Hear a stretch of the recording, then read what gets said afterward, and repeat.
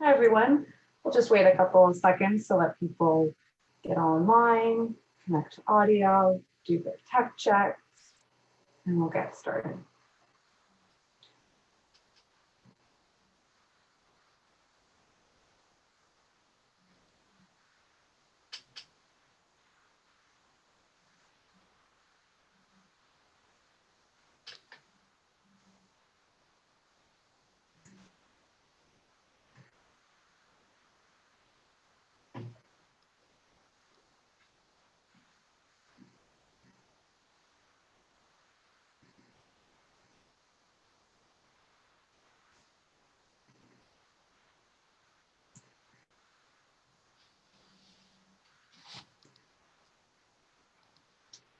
All right, we'll get started this evening, and we'll let a couple folks trickle in because I do have an intro, so no one will be missing Magnus's amazing talk.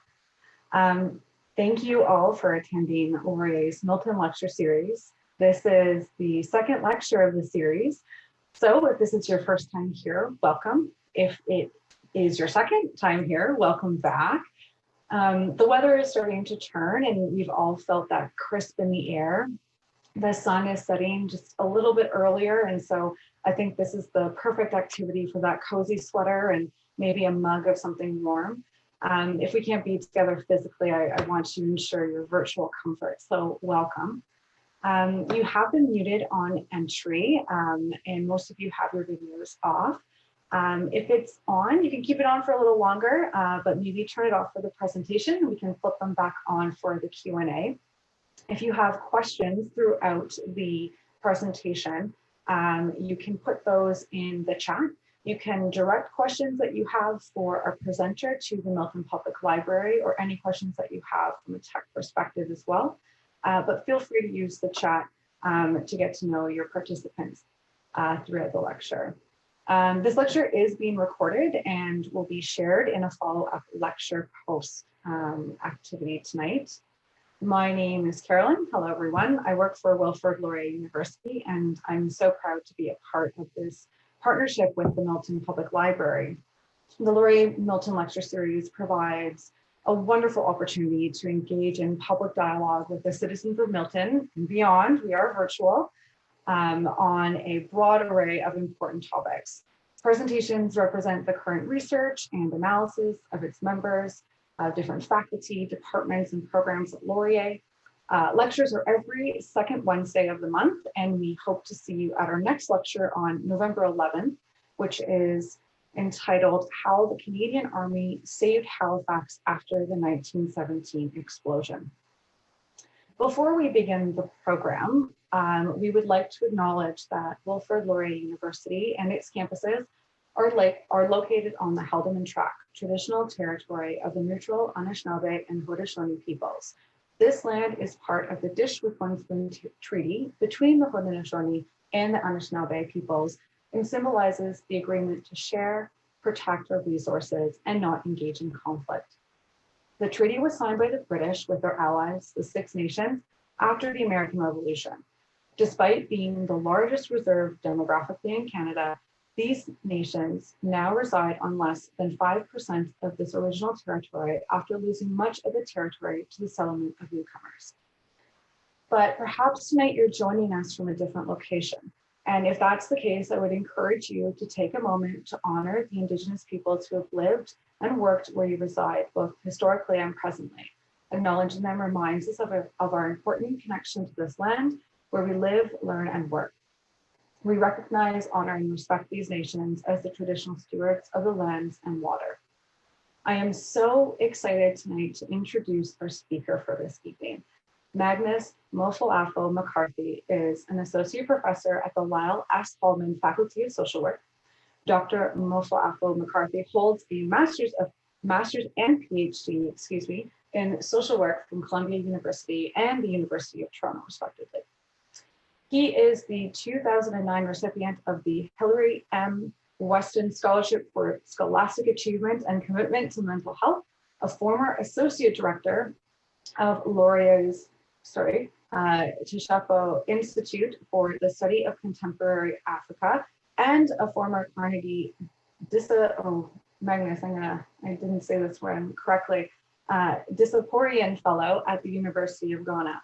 He has extensive policy, teaching, and research experience and has worked in adolescent and adult mental health organizations in New York, British Columbia, and Ontario, including the Center for Addiction and Mental Health, CAMH, in Toronto. Magnus's research focuses on community-based and global mental health practice, disability, inclusive education, international social work, and Afrocentric social work practice. He's held numerous Canadian research grants exploring stigma, mental health, and disability. He travels regularly to Ghana and other African countries where he researches mental health and disability. Impressive, very impressive. And we're so excited because tonight this presentation explores the stigma associated with individuals diagnosed with mental illness in Ghana and the difficulties they face regarding the mental health system. The implications of mental health stigma on immigrant communities in Canada will also be explored, as many of the struggles faced by immigrant communities are a microcosm of some of what they face in their home countries. This is where I get to end speaking and pass it along to our incredible presenter this evening, Magnus. Magnus, the floor is yours, and thank you once again. Thank you very much, Caroline. I'll post my PowerPoint and we'll get started. Thanks for the glowing tribute. Wonderful introduction, appreciate that. So we're going to jump right into the presentation. And for those of you who do not know me, my name is Magnus Mfoafo-M'Carthy. And the title of today's presentation is We Are All God's Children, Challenges of Stigma Towards Individuals Diagnosed with Mental Illness in the Global South and its implication for the Global North. So we're going to get started. The introduction has been done already. We're going to be looking at mental health stigma and also a study based on Ghana. And I'll share a vignette with you and also discussions. So with my introduction, the question that I keep asking myself is, how did I get here? And what is my personal journey? How did I get into it? Because I did not get into this by accident. So I'm going to read just a short, about 2 pages with regard to how I got here and what really ignited that interest in me to pursue research in mental health and disability. After high school, I lost a close friend, and I'll call him Herbert. And I lost him to mental illness. Though I did not know what it was at the time, Herbert was the first person in his family to graduate from high school and had gained admission to one of the best universities in Ghana, known as the Kwame Nkrumah University of Science and Technology, to study mechanical engineering. The summer prior to commencing his university studies, Herbert started exhibiting psychotic symptoms that we would describe as schizophrenia. He was hearing voices, he was hallucinating, he was talking to himself periodically. Though we did not ask about his condition, we realized his behavior and mannerism had changed when he started experiencing this illness. His family perceived Herbert's symptoms as an attempt by witches and his family to destroy him due to his brilliance and promising future. As a result, he was sent to a herbalist, that is a traditional healer, by his family for a cure. It is believed that he was given medication in the form of herbs and some concoctions. Surprisingly, his condition temporarily improved. Herbert eventually made it to the university. However, after the first semester, he relapsed as his condition worsened and he was sent to a psychiatric hospital. Unfortunately, my dear friend Herbert did not make it. Surprisingly, following Herbert's death, the family did not request an autopsy report or ask any questions of the doctors, and it's normal in that part of the world. This mute acceptance could be attributed to his parents' lack of education along with blaming of others for the demise of their son.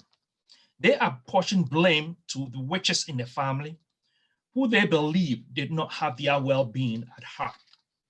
Herbert's death impacted me by igniting a passion and desire to work with the marginalized and oppressed in our society.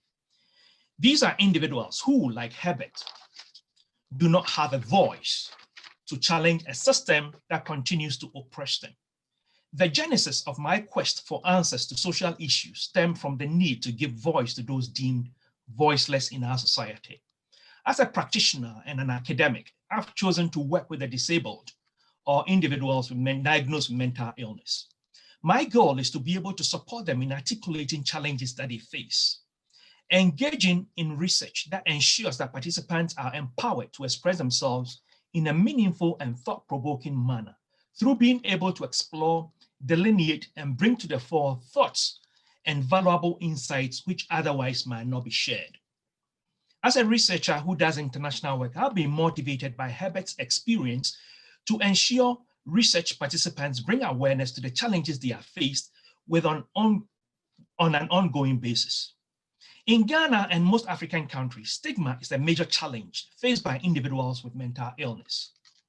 This is mainly due to the long-held cultural norms and belief system which tend to attribute any form of mental illness or disability to evil spirits in the form of a curse or the work of witches and wizards.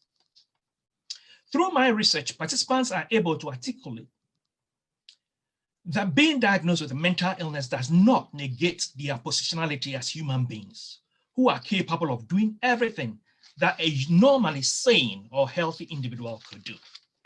Though society makes them feel they are less than human, the majority are empowered and often able to articulate their ability to excel in education or at the marketplace when given the opportunity. In one of my studies in Ghana, a participant with disability made a poignant revelation that he does not see himself as disabled due to his self-perception of being able to do everything that others are capable of doing.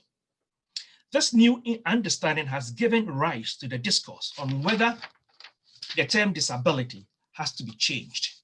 I know in the West, specifically Canada, among certain groups of people, there's that talk about making reference to the term differently abled instead of saying one is disabled. Research gives voice to the voiceless, as narratives of studies tend to be germane in addressing social issues. They bring consciousness to issues of concern to humanity and awareness to the plight of individuals who otherwise would be living in oblivion. For example, through one of my research, using photo voice in Ghana, the plight of individuals diagnosed with mental illness has been given the light of day. A recent project by Amnesty International portrayed individuals with mental illness chained at prayer camps. For generations, these individuals are brought to the facilities by families to be exorcised from demonic influence. With awareness brings advocacy, and this leads to intervention. At the moment, attention has been drawn to the abuse of individuals with mental illness in prayer camps and churches in Ghana and other African countries. This problem of abuse is due to the lack of government resources to mental health. And that is why, based on my research and others, we are pushing to ensure that the government pays particular attention, and not only in Ghana, but other African countries as well. That is the global south and also other parts of the world. So let's start with this presentation and just look at what we mean by mental health. By mental health, we mean this idea of finding balance in all aspects of our lives. So we all have mental health, but the moment we start having challenges, that is where we need to seek help. And the World Health Organization defines mental health as a state of well-being in which we realize our own potential, where we can cope with the normal stresses of life, and we can work productively and fruitfully and be able to make a contribution to our community. When it comes to mental illness, what we are saying is that mental illness is characterized by changes in a person's mood, his behavior, that causes significant distress and impaired functioning. However, we need to take note of the fact that maybe you're having some challenges with regard to distress and other things does not necessarily mean that you are mentally unwell. Usually there is this book, they call it a DSM. Currently we're using the DSM-5. And it serves as a Bible of mental health. And it categorizes exactly at what stage one could really be able to make a diagnosis. And usually it's a psychiatrist or a psychologist who can make a diagnosis. Now, looking at mental illness in itself, we are made to understand, according to the World Health Organization, that it affects about 25% of the world's population. When you look at it very well, what we are inclined to think or made to understand is that 1/4 of the world population is affected in one way or the other. So one thing we need to bear in mind that even if we are not personally affected, at least we may know somebody, be it a friend, a colleague, a neighbor, who may have or may be impacted in one way or the other. So that is something that we need to bear in mind. And also, we need to realize that mental health or mental illness or mental health issues or mental illness does not discriminate at all. It can affect all people of all ages, educational backgrounds, income levels, and also cultures. So it's really important that we bear that in mind, you know. And why is it important that we understand mental health issues? The reason being that because of the stigma and other issues that are associated with mental illness, we realize that it promotes greater compassion and support for people who are experiencing the illnesses and living with it. It's really, really important. It also increases awareness and assists healthcare providers in establishing reasonable expectations and goals for individuals who have this illness. And also it helps to reduce stigma. Stigma is really a big issue when we are talking about mental illness. So the focus of today's presentation is looking at it in terms of what happens in the global South and link it with the global North. So in the global South, the World Health Organization, this was in 2015, yeah, has given a formula for estimation of mental illness within any given population. So it says 1% of any given population suffers from serious mental illness, and then goes on to say 10% from neuropsychiatric illnesses. However, what happens is that in low and middle income countries, which more often than not consist of the global South, that is Africa, Asian countries, and Latin America, we bear a disproportionate number of people with the illnesses. And this is due to a number of factors, including poverty, and other factors. We'll be looking at that. So mental health in the global South. So it's inadequate because of the lack of resources that is allotted to mental illness. So when you look at a country like Ghana, because it's part of the the global South, I'll be focusing on Ghana, but I'll be talking about other countries as well. The health budget allotted to mental health is just about under 1.4, just about around 1.4%. In the West, we have 10% and above. And even within the West, I know people like the director, the CEO of Steve Laurier. He's the CEO of CMH in Toronto, talks a lot about the lack of funding for mental health in Canada. And yet in other parts of the world, the budget is just 1.4. So that speaks to the fact that a lot of attention is not paid to mental illness in this part of the world. And in a country like Ghana, with a population of almost about between 31 to 32 million, they have only 3 psychiatric hospitals. When I say psychiatric, we're talking about inpatient psychiatric hospitals. And as a result of that, they are not able to serve a lot of the people who have the illnesses in the community, and that's creating a lot of problems. So let's look at how mental illness, or the term mental illness, is referred to in a number of countries. In the Philippines, I'm not going to attempt it, but based on what in Tagalog, the language, referring to mental illness in Tagalog, the interpretation in English means the brain is broken. And when somebody tells you the brain is broken, it has a negative connotation. And the same applies to the way it's referred to in South Africa. It talks about the sickness of the brain. In Eswatini, that is Swaziland, a similar word. In Ghana, I can pronounce it. It says you are referred to as obodamfo, that is, you are crazy. Your brain is not working very well. Myself and my colleagues, that is Dr. Soti and Dr. Jan, we did a study in 2016 in Ghana, doing a 10-year review of mental illness and stigma in print media. And it was interesting because the finding of our study proved that the derogatory words or language used for mental illness continues. So in that study in Ghana, what we realized is new newspaper articles that has to describe or say something or talk about mental illness, describe these individuals as crazy, lunatic, mentally deranged, or mentally challenged, which is really negative, you know. And even though there is a drive to change the discourse of mental illness, you know, in a positive light, we realized that the use of languages of this nature didn't bode well for individuals who've been diagnosed with it, and that also increased this idea of stigma that is associated with it, because when you hear such language or such words being used, it's really uncomfortable. According to the World Health Organization, more than 650,000 Ghanaians live with severe mental illness, and a further 2 million suffer from mild to moderate mental health challenges. Only 2% of this population receive formal help, so they are able to go to hospitals or able to buy medications and other things and be able to do well. And so that speaks to the fact that about 98% of the population do not have access to adequate healthcare, which is problematic. In a study that was done in 2008, we would say, well, that was about 12 years ago.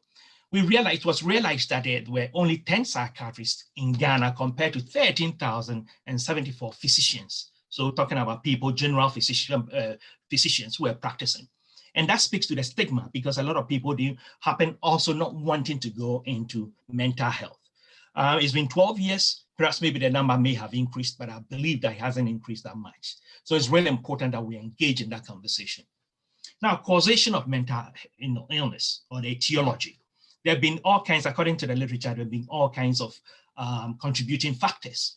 But what we know so far are attributed to poverty, biology, that is chemical imbalance in our system, in our being, the environment, genetics, that is a family member having it, and as a result, it's impacting you, and also illegal drug use, trauma, and also lately we realized that racism also plays a significant role.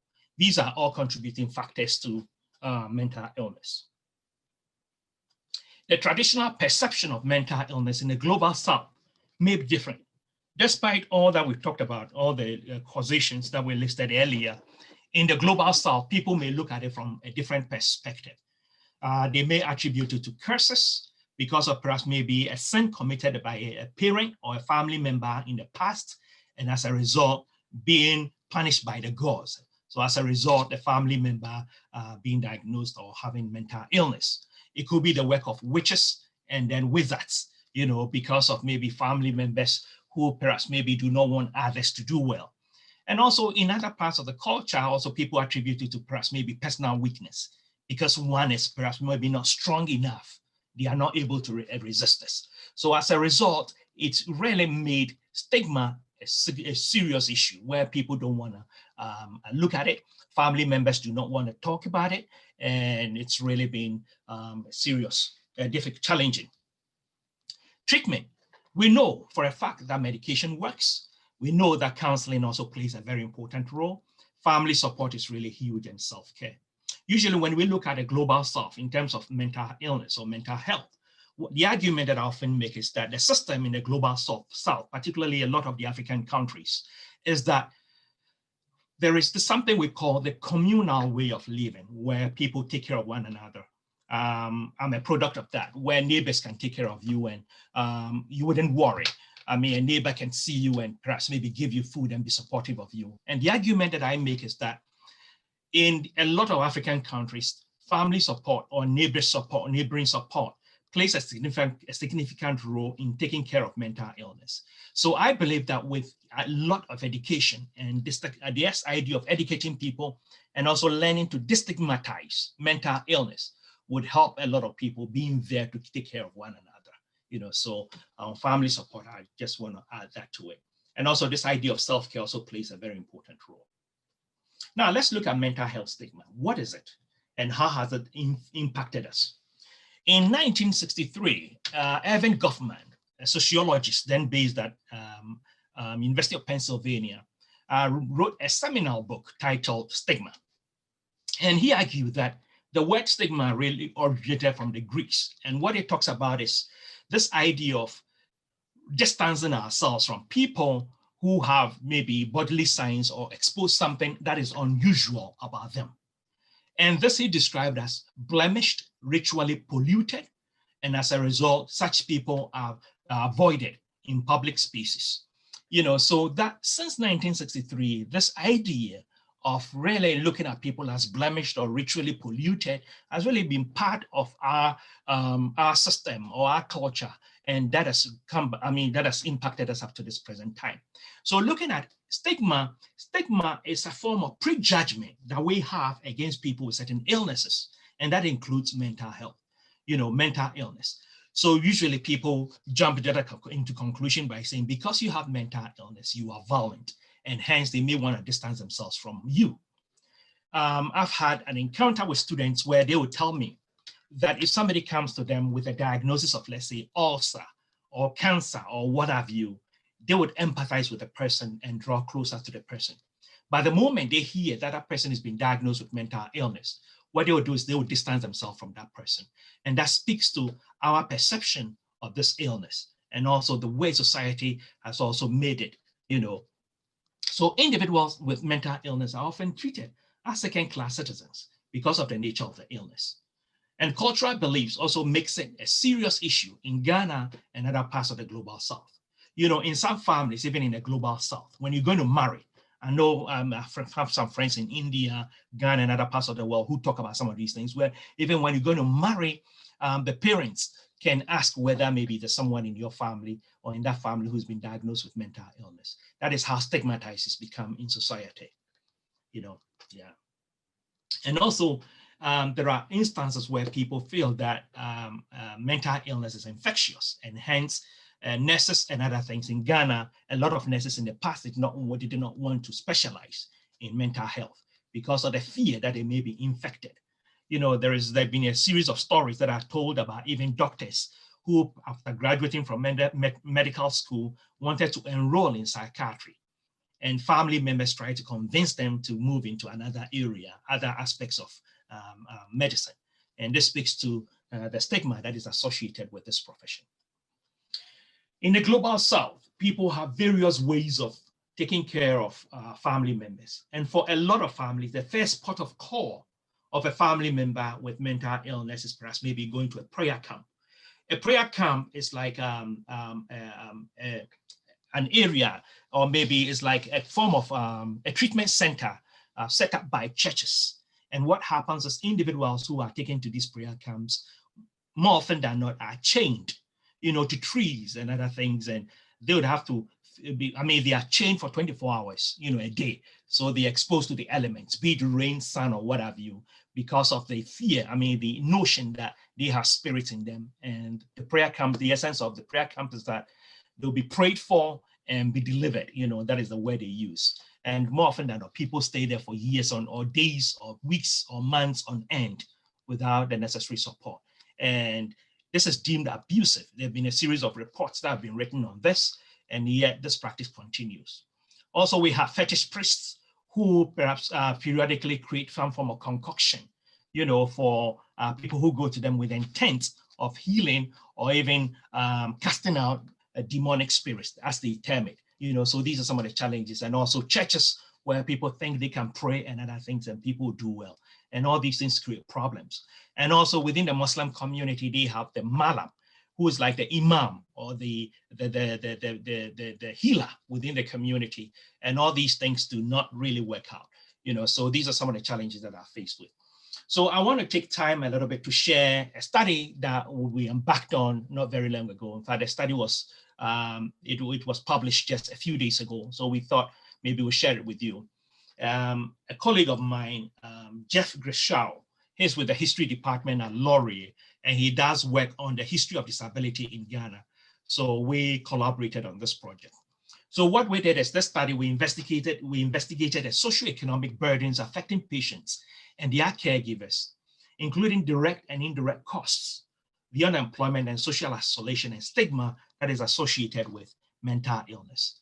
So what we did is the focus of the study, we looked at the main mental health institution in Ghana, which is based in Accra, the capital of the country. And this institution was set up in the early 20th century, I think 1906, and it was established by the British, that is before independence. And that is the hospital that is still being used. And we still have inpatient psychiatry. I mean, we still have people hospitalized, you know, in these environments. And participants for the study, we had 12 individuals who have been diagnosed with mental illness, and 8 males and 4 females receiving psychiatric care, and 7 caregivers, so family members taking care of them. And the focus of this was to just explore how, I mean, the experience with the illness and other things. So the criteria for the study was at least the person should be should have been hospitalized for a minimum of 4 months. and also be able to exhibit insights into their condition, so have the ability to communicate and share their challenges. Caregivers, somebody who will be who's actively engaged in taking care of a family member, and also the willingness to speak freely about their experiences. The interviews were organized around 3 research questions, and these are the questions. What are the socioeconomic consequences of mental illness in Ghana for individuals diagnosed with mental illness and their caregivers? What are the implications of these consequences for the practice of social work? And what are the policy implications of the study? We recruited using purposive and opportunistic sampling. So with purposive, what we had is we did a flyer and we distributed it. But at a point, we realized that a lot of the people who are the residents in the psychiatric institution were not participating. So we decided to employ opportunistic sampling. And that included having a chat with nurses and other things to aid in the recruitment of participants for the study. It was a qualitative study where the information was audio recorded, and it was a semi-structured questionnaire. The analysis was thematic. And when we say thematic, what we did is we read through the scripts, the interviews that were gathered. We read through it a couple of times. We made brief notes, and also we looked at themes that had come up. And we fed it into InVivo. It's a software that is often used for research projects. And what happened is that we listed themes and quotes that we got out of when we fed it into InVivo. And based on that, we were able to look at the findings of the study. And the main themes that we got from the study had to do with the financial costs, the loss of time, loss of employment, and social isolation relating to the fact that either they've been diagnosed with mental illness or they are taking care of a family member with mental illness. So they talk about the cost of medication that is imposes financial burden on individuals diagnosed with the illness and their families. So this is a quote by one of the participants. And he says, what I will say is that the major challenge that I face is that at times when I don't have money, you understand, conversation, getting the medicine is an issue. That worries me a little. But what I've observed is that previously the drugs were given to us free of charge. They weren't taking money from us. If you ask my sister that is talking to a nurse, she'll confirm it. But they started taking money. Also previously, we were just made to pay 10 cedis. And 10 cedis is just about $3 Canadian from us. Now they charge us more than that. So with that, a lot of them happen, because they don't have the resources to get medication, they go without medication. And those of us who work in the field, the more you go without medication, the more you go without care, the worse your condition becomes. So a lot of people, this is what they do because they don't have the resources and they can't find work. Loss of time. And also they talk about, this is consistent with the literature on Ghana and the Global South. That talks about caregivers reported that time lost to caregiving imposed significant burden on them. In caring for her, this person is taking care of a family member. He says it takes time.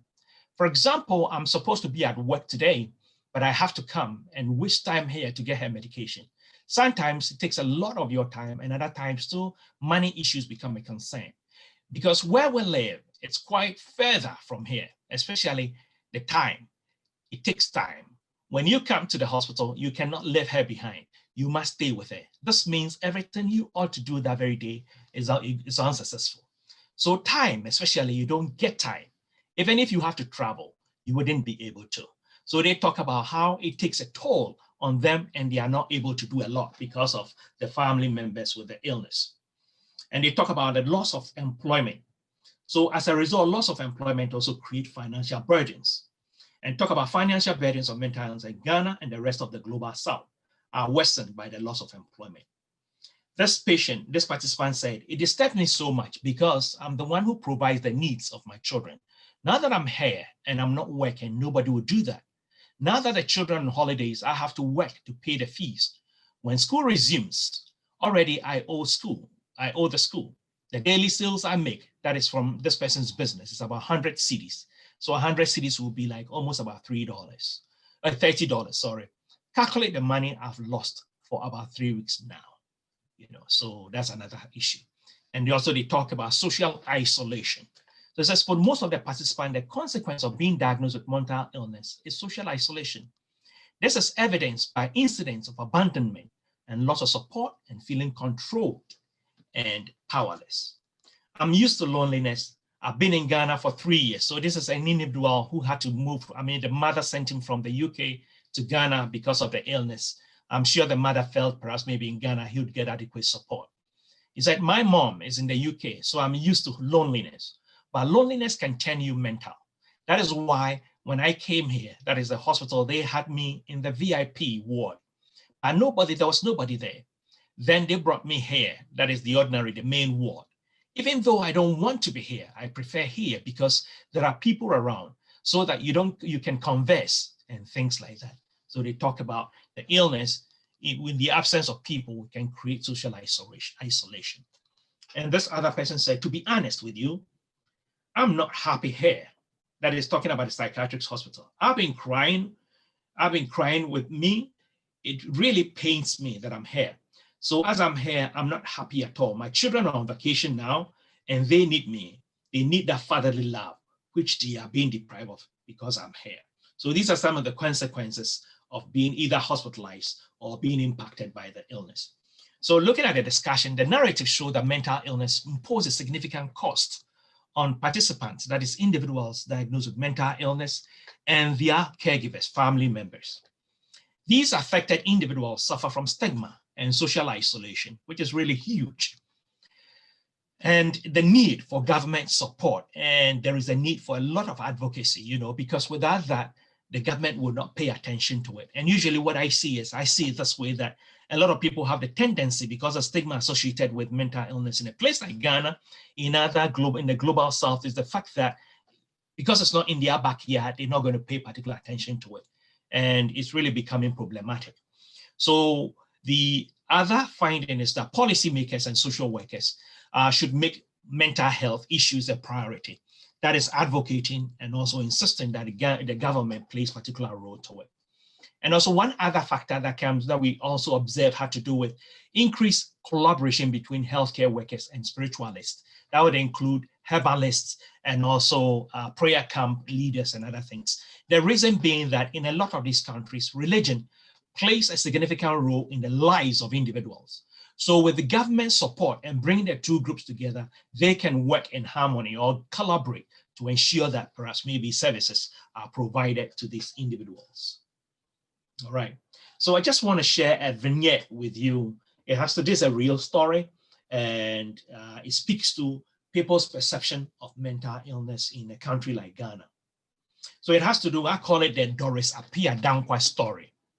This lady attended a high school known as Achimota School. And Achimota School is considered one of the best high schools in Ghana up to now, even to this present time. Upon graduation from high school, this lady was admitted to medical school at the University of Ghana, which is happened to be Ghana's premier university. But Doris had to withdraw after being in medical school due to bouts of some form of illnesses, so exhibiting psychotic symptoms.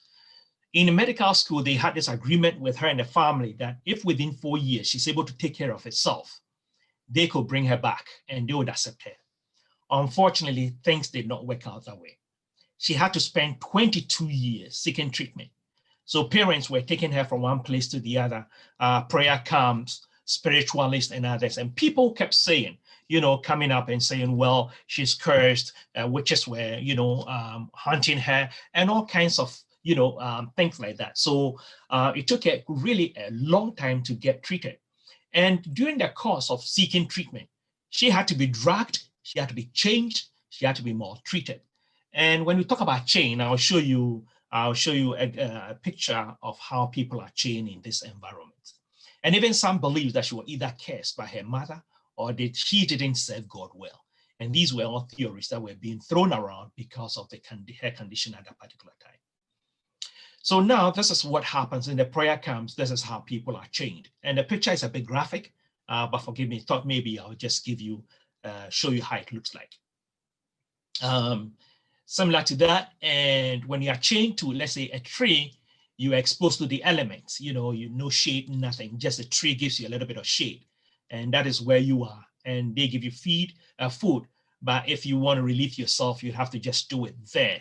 And that is really unhealthy and very not good. So in Doris's situation, she faced a lot of discrimination during the course of looking for treatment. And it took her 22 years. Now, after 22 years, what she decided to do is she decided to go to nursing school. And she graduated, she did extremely well, graduated as a nurse. And unfortunately, even when she graduated, she couldn't find work because a lot of the hospitals didn't want to hire her because of the history. And this speaks to how stigma is really ingrained in the society. So what she had to do is she decided to become an advocate. And up till now, she's working in the community as an advocate, bringing awareness to issues relating to mental illness within the community. So just sort of sharing that with you. Now, the question that one may ask is, well, we've talked about all these stories and the study and other things. How does that impact the global north? Well, from my perspective, I would say, well, when you look at our immigration policy lately, in recent times, there are a number of people who are migrating from the global south. This includes Asia, this includes Africa, and this includes other parts of the Americas. And as a result of that, a lot of people, they know because of the stigma that is associated with mental illness, they do not seek help, when they fall ill. And it takes a while for them to really seek help. And what happens is that when they migrate to this part of the world, in our society here, what we've been made to understand is that if you don't feel well, it's really great. It's important that you try to find a doctor. But because of their experiences and what they've had, a stigma associated with it, they do not do that until their condition gets worse. In recent times, we've heard stories about Ijaz Chowdhury. This is an older gentleman who was diagnosed with schizophrenia, and would report, according to family, he was scared of police. Now, with immigration, a lot of people, perhaps maybe because of their exposure or what their country's been through, they don't really have a good experience with law enforcement. His condition got worse and family called the police. And apparently during the course of the encounter, he got killed. And that created a problem. We have the issue of Regis Koczynski packet. These are just a few examples that just cited. A lot of them have immigration background, or maybe their parents immigrated or what have you. And as a result, or based on the community that they find themselves, they don't really have a close association with the place. So anytime issues of this nature happen, there is always the fear that they may want to call the police because of incidents of this nature that happen. So the question that comes up is, what can we do in the global north to ensure that issues of mental illness and other things are well taken care of, or perhaps maybe does not result in people dying? Well, my argument is there is the need for us to really educate people. Education is really important. Educating people within the community and also educating the police force. There is a need for us to be culturally sensitive and also be able to engage people from different cultures. And I think if we're able to get to that level, tragedies of this nature may not happen. The question is, if somebody is having perhaps maybe an emotional breakdown or maybe a psychotic breakdown, what have you, do we have to send the police? That is the question we may want to ask ourselves. I don't have the answers, but I think we need to have that conversation because it's really important and also plays a significant role in our society. And also the idea of also engaging the community is really important. So these are some of the recommendations that I would make so far as these issues are concerned. So I think basically that is about it with regard to the presentation. But I want to, as part of the study, I just want to acknowledge the Social Science and Humanities Research Council of Canada, and also my colleague Jeff Christel and my former student Festus Moisson for this project. That is basically it. I don't know if you have any questions. If you have any questions, please feel free to ask.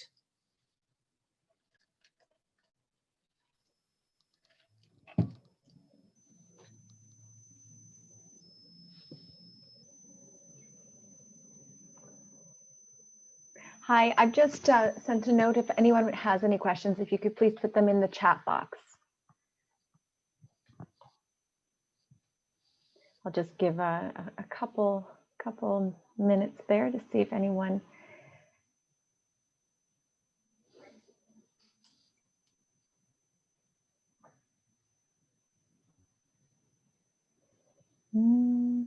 Doesn't appear so. So Magnus, we have 40 people here. And doesn't appear that anyone is, oh, I see here, I have one here right now. So Carolyn Blackstock is asking, what is being done to change the attitudes in the global South? Well, what is being done right now is, I think there are a number of things that are being done. Number one is advocacy. And advocacy involves writing about it, talking about it, engaging the practitioners. So in Ghana, for instance, we have the Mental Health Act that had been passed in Parliament, and they've set up a body that really monitors and ensures that these things are being done. But from somebody who is based in the global North, I would say not much is being done because the resources that are being put or provided for such projects are not enough. And that is also creating problems. So I would think the more we continue talking about it, the more we continue researching and engaging in the discourse, I believe the awareness will be, there will be a lot of awareness. So it's a gradual process, but I believe it would eventually get there. In addition to her question, she did also ask if there's anything similar to the Bell Let's Talk campaign that we have here in Canada. Mm-hmm. Can you ask that question again? Anything? If there is anything like we have the Bell Let's Talk initiative in Canada. Yes. If there's anything similar to that. We don't have anything similar to that. The reason being that I think Bell is a conglomerate, and they have the resources, to provide these things. Unfortunately, Ghana, we don't have that. But what is happening is, because of research that is being done, is bringing a lot of awareness and other things. So people are able to get grants and other things to engage or embark on research to explore some of these issues. And also dissemination of some of these research also helps, makes people realize that these are things we need to start talking about. I must say that I was surprised about last weekend. I was reading the local newspaper in Ghana, and I was surprised to realize that people were talking about Mental Health Day. There were a lot of articles about Mental Health Day, and that got me excited because it made me realize that gradually people are engaging in the discourse. That's great. We have another question from KD, and the question is, what are the limitations of your study? Right. Oh, good question. Yes, the limitation of the study was that we interviewed 12 individuals, the participants. We interviewed 12 individuals and also 7 caregivers. And the focus of the study was only in Accra, the capital. And Ghana has over 10 regions. So we wouldn't say it's a replica. We wouldn't say it's really represents the entire Ghana. So even though it's based in Accra, we can make that argument, we cannot say maybe it covers the entire country. So I think it's really important for replication of this study in other regions of the country to explore that further. That is one point. And the other issue also had to do with the nature in terms of we having to interview a lot of the people in the hospital. Recruitment was a bit challenging, so that was also an issue that we faced, so I think these were the 2 things that perhaps maybe comes to mind right away. Thanks for that question. So Doreen Bonsu makes a comment that she's a child of immigrant parents from Ghana, and that the presentation really resonated with her. And she asks, what ways do you think the Ghanaian government can help support mental health initiatives if it is still seen as taboo? And is there a way they can support patients financially? Well, in terms of support, personally, I don't think I'll count on the government per se. I think it's really important for non-profit organizations and also other foundations and other things to help educate people.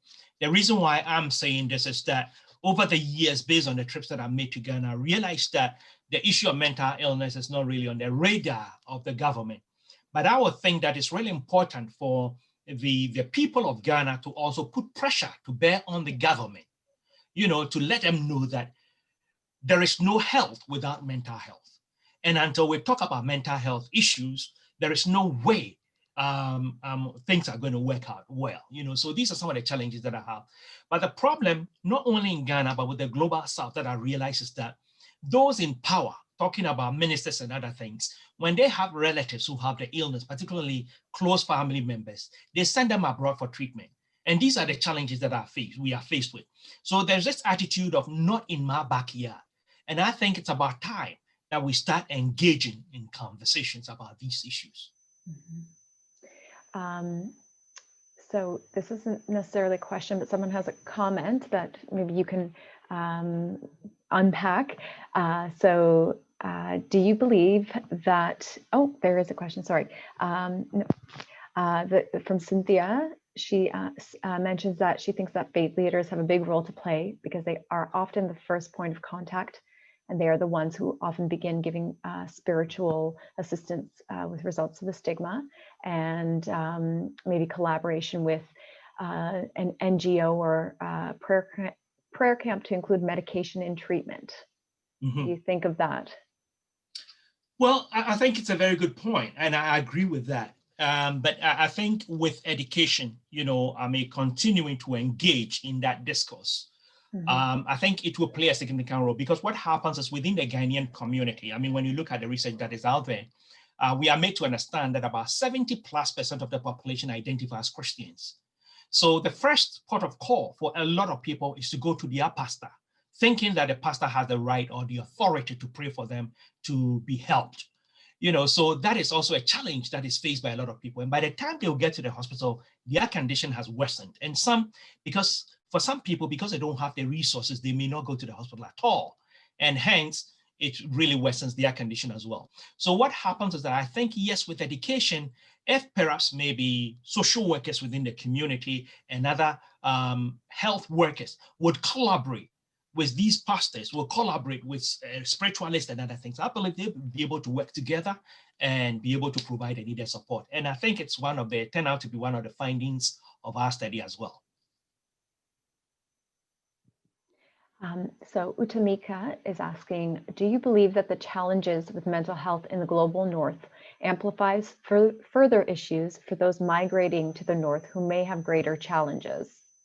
Can you ask that question again? Yeah, I got it right. Sorry, I had a train going by, so I had to mute myself. Do you believe that the challenges with mental health in the global north amplifies further issues for those migrating to the north who may have greater challenges? Yes and no. Yes, I would say I think those of us in the global north have the tendency of thinking that perhaps we have to paint everyone with the same brush. So if you come in with mental illness, we have the DSM-5 or what have you, we're going to look at the symptoms and we're going to diagnose you. But I think it's about time we start looking at things from the perspective of culture and what it entails.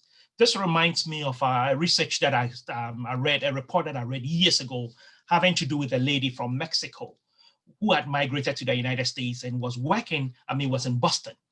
And this lady was admitted to hospital, one of the hospitals in Boston. And apparently in her culture, she had lost a family member. And in their culture, they believe in talking to the spirit of the family member who had died. People within her community felt that she had mental illness and they assumed that she was hallucinating. So she was taken to the hospital. And when she was sent to the hospital, she was diagnosed as schizophrenic, given medication and other things. She was discharged eventually, but she kept doing it. So they brought her back. Fortunately, there was a resident who happened to speak Spanish. And during conversation, the resident really realized that this lady, it wasn't that she was schizophrenic, but she was speaking to a family member who had passed. And based on that, we were able to find out. So the argument I'm making is I think it's about time we start being culturally sensitive, looking at people from other parts of the world and asking, what is it? What is your practice? How do you believe in? What do you believe in? What are some of what are your perceptions of mental illness and how can we help you? So these are some of the strategies that maybe we can use to help people from this part of the world. Now, on the flip side, there are people, when we look through our immigration policy, we are made to understand that we look for the best and the brightest. Let me simply put, right? Because you need to be healthy, you need to go through the test and what have you before you migrate. But because of what we are exposed to, in terms of lack of opportunities, there's a so-called Canadian experience. If you're an immigrant, You need to have a Canadian experience to find a job and other things. And a lot of people can really find themselves being feeling depressed, and some even to the point of maybe having some form of mental illness. How do we deal with that? So it's really important that we learn to engage and understand and know where people are coming from. And with that, I believe that it will play a significant role in terms of assisting immigrants. People who are moving into the global north. Yeah. That's great. So Laura is asking, how do you think mental health services and resources, social and clinical, could be modified in order to target BIPOC communities? Yeah, I think we talk about cultural sensitivity. And I think there is no way you can assess somebody if you don't really know where they're coming from, you don't know their culture. I recall years ago, prior to moving into academia, I worked as a mental health practitioner in a hospital that I wouldn't mention. And what I realized with a lot of the practice was that my clients would go and see a psychiatrist, and in about less than 5 minutes, they'll be out with a script ready for medication. So it looked as if our focus was more on medication. And with a lot of people, perhaps it's not medication per se. Some it has to do with counseling. Some it has to do with family support, or even some it has to do with resources. When I say resources, what I mean is financial resources. So it's really important that we look at things from that perspective. And also with what has really been going on within the BIPOC community in terms of racism and other things plays a significant role. So the question that we may want to ask ourselves is, how can we maybe employ more counselors within that community who understand the people that they'll be working with? How can we provide some of education to that community? Let them know that they are safe when they go to hospitals, that nothing is going to happen to them. So we have a lot of work to do. And in this climate, of what is going on right now in this country and also our southern neighbors, I think it's about time that we engage and find ways of providing support and adequate help for these individuals. Absolutely. So Rami is asking, are any efforts being made in the global north to help immigrants know that they can safely seek medical help for illness? You mentioned resources are limited in Ghana, but what about here in Canada for Ghanaian immigrants? Right, Ghanaian immigrants, yeah, absolutely. So Ghanaian immigrants, Indian immigrants, and what have you, I think the resources are, well, we have, compared to these countries, I think we have the resources. But what we need to do, I believe, is that we need to engage these communities. Because what happens is that if we have stigma, stigma is a big issue prior to coming here. A lot of them, they wouldn't want the community to know that they have a family member or a friend who has mental illness. So they will keep it to themselves. And that also worsens the situation. By the time they will get to the hospital, the condition had worsened. So I think that we have a lot of work to do in terms of communicating with them and letting them know that mental illness is not anything, or mental health issues is not something that they need to be worried about or scared about, because we have the resources and they could be taken care of. You could have mental illness and you could achieve virtually every dream that you have. And I think we need to continue hammering this message. And if we do that, perhaps we'll be able to draw these individuals from the community to let them know that, hey, there is help. And also, I think the police, our security sources, security community in terms of the police and other things also need to be educated so that they will be sensitive to a lot of these issues. So let's imagine if I know that, let's say, somebody within the community has been murdered because of, has been killed because of maybe mental illness. Why would I want to put my family member through that? So it's really important that we have some form of engagement. I absolutely agree. So it looks like we're on our final question. This is from Yara. How do you think we can implement interventions in Ghana to combat mental health when, from personal experience, I have seen the stigma related to mental health is highly intertwined with cultural beliefs that mental health is usually a spiritual influence? Mm-hmm. It is. And I think the number one issue has to do with education, and education. Because until we look at it from that point of view, it's not going to help. Number two, I did talk about Ghana being a highly spiritual country, religious country, let me put it that way. So how do we educate the pastors to understand that if people come to them with this illness, instead of looking at it and say, well, you are demon possessed or you have a spirit or a curse on you, how do we engage these pastors to know that, well, they could also seek help in a hospital or in a healthcare center? So these are some of the steps that can be taken. But I think there are ways of doing it. So education, I think, is really the number one issue, and that perhaps may help deal with the stigma, because stigma is really ingrained in society. So it's like one generation to the other. So how do we communicate with people? How do we work with them to understand that, hey, I mean, it's not stigma, it's not demonic, it's not spiritual, but at least if you can get medication, if you can get the needed support and take care of yourself, you do well. And talking about that, years ago, I worked as a CTO, Community Treatment Order Coordinator in Toronto. And one of the things that I used to say to myself is, if this practice, the community treatment practice, treatment order practice, is implemented in a place like Ghana, I believe a lot of the individuals' mental illness will do very well because of the communal nature of the society, because neighbors can take care of you, family members can take care of you.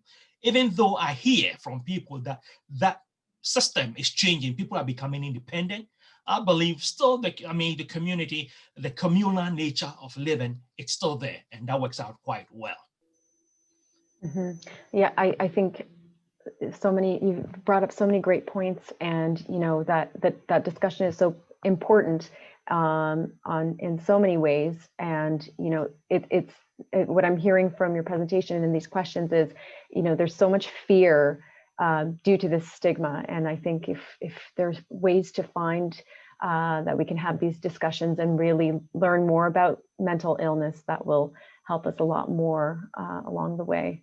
Yeah. Thank you. So those are all the questions. So I would like to say, on behalf of Wilfrid Laurier University, the town of Milton, and the Milton Public Library, Magnus, thank you so much for sharing your knowledge and expertise with us this evening. Thank you also to all of the attendees for joining us. We will have a copy of tonight's lecture shared on the Milton Public Library website in the next few days, as well as previous lectures if you missed any. Our next lecture will be on November 11th, and we will discuss how the Canadian Army saved Halifax after the 1917 explosion with Professor Roger Sarti. So I'd like to thank you all, and we hope you have a wonderful night. Thank you. Thank you. Bye. Bye. Okay.